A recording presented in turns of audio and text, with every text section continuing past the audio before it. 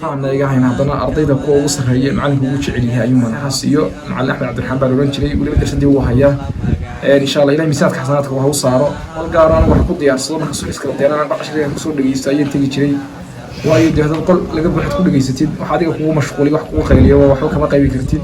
marka macalinka aad iyo aad uga mahad celinayaa liibaanta mas'uuliyadda ku jirta iyo xasiloonida tamaaniinada qalbi horumarka sharafta qiimaha aakhiriya adduunyo quraanka qof meel ahaan ka raadiyo waxaan ka dhigtay markii Suudaan qaan bitahfiid al-Qur'aan wa culuum al-shariic ayaan quraanka ka bilaabay kana dhameeyay kana xifdiyay halkaas aan markaa macalinimo markii hore aan ka bilaabay markii dambana waan yaani markii gaar ah furay inuu kana loo markii sban hayaa waa weyn مراكز النور ديال النهار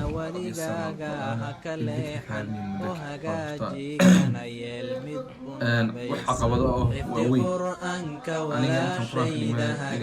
لما هوريمان قلت إذا عن إحنا يضبط حوي من سوء شوغان ومعرفة السعود في قلقات النساء إن أي كتاب الله سبحانه وتعالى برطون وأنا وحوي شيء آخرية أدون بأي كل بانايا كنبو ليسنايا waayo waxa dad badan ay maanta ay qalbigooda ku jirta ama aad ka arkaysaa inay oranayaan qofku hadduu quraanka bartaan wax kala baran oo quraanka xagga aqoonta quraanka xoog saaro